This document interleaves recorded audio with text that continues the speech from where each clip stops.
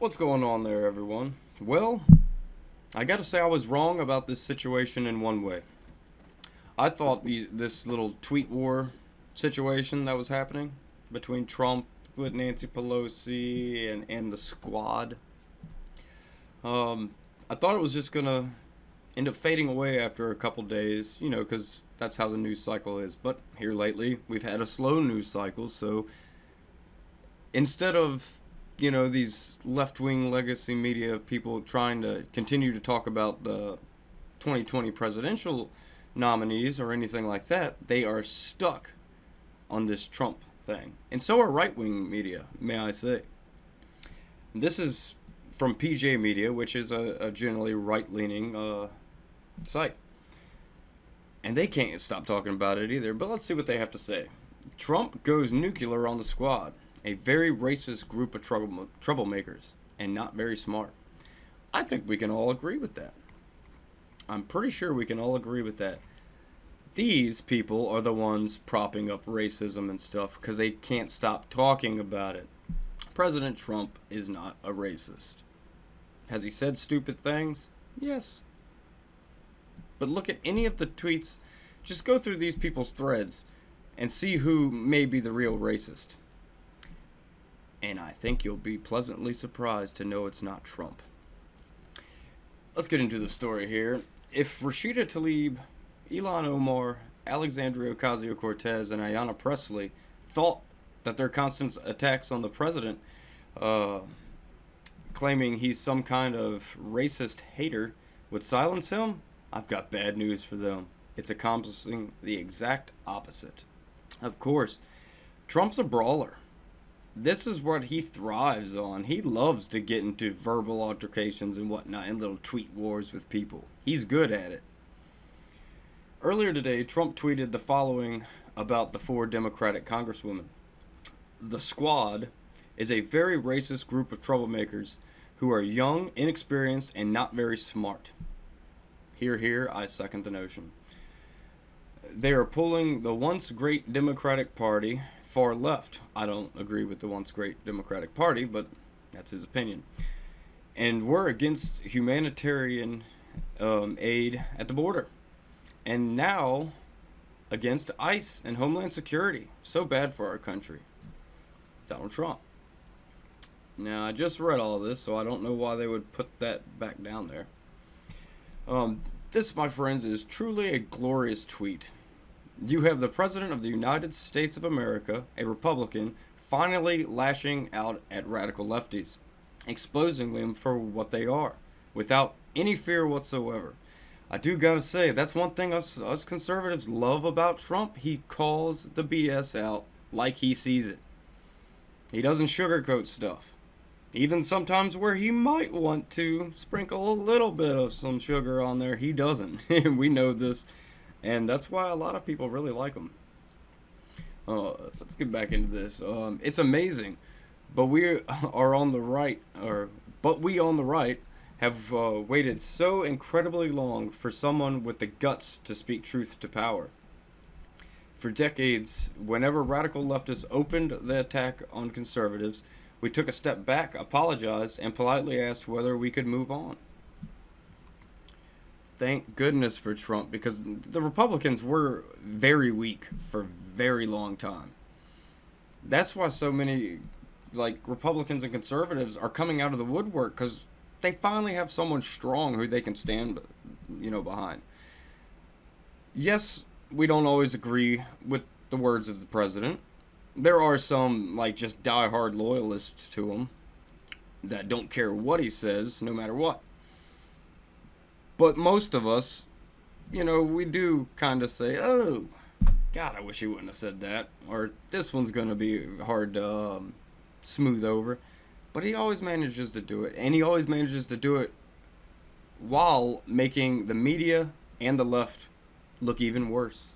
He's strategic chaos. I coined that term when he first started doing these tweets. And I tell you what, that is what it is. It's strategic chaos. He knows what he's doing. I just hope he knows the end game, or I hope he's looking further down the road. But not anymore. not with Trump in the Oval Office. Conservatives finally have a leader who is willing to stand up to the leftist bullies and fight fire with fire. They call him racist? Fine. He immediately returns the favor. They accuse him of running concentration camps? Fine. He'll just point out that they were against providing humanitarian aid to illegal migrants in need. Which is true. Everything they try to blast him with, because they are such obstructionists nowadays to actually doing anything, if Trump puts his approval on it, he just calls them out for it. And while they sit there and say, oh, but I did it for this reason, that's not how the public's seeing it. The public is seeing it as you're just being an obstructionist. Like AOC sitting here crying and clamoring about what's going on with the border camps and whatnot, the detention centers. Well, she made herself look like a fool on numerous occasions about this, and especially when she was dressed in all white, sitting there with her hands, the pictures she tweeted out of her crying because she was staring at a parking lot with not a lot going on behind the parking lot. It's just fear mongering and stuff like this. This is what the left is so good at, making themselves look bad. That's where they've gone as a party. They love to make themselves look bad. I mean, come on. When you watch the Democratic debates, the last one, all of them raised their hands for giving illegals healthcare, free healthcare. And almost all of them are for open borders. That is a very un-American policy, if you ask me. I mean, that's just allowing people to come stomp all over our system.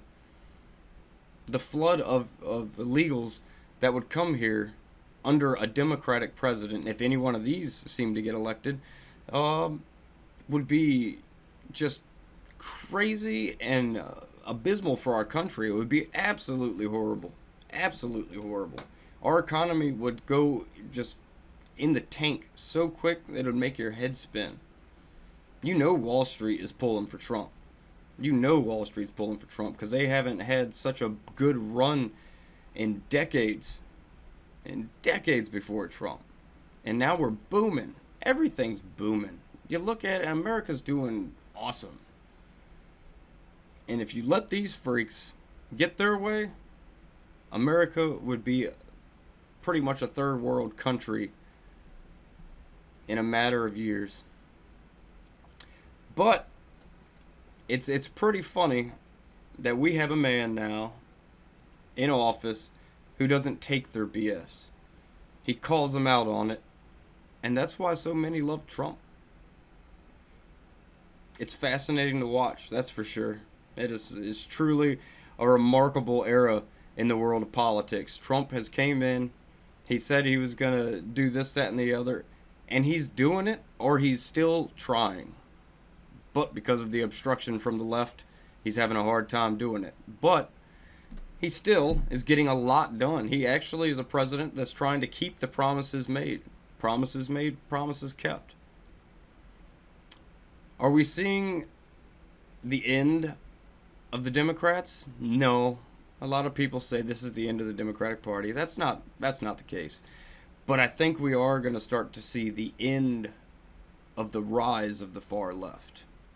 The more they're put out there, the more the media is obsessed with them. The more they try to prop these people up with their insanity, the more it makes all of them look bad. It makes the media look bad, and it makes the left look that much worse. And people aren't having that. People don't want the racially based policies and everything of the left. They don't want that. And that's all they can talk about. They've made truly powerful words powerless. We live in a wild, wild world right now. Crazy times. But good times. As always, like, share, and subscribe. I will catch you on the flip side.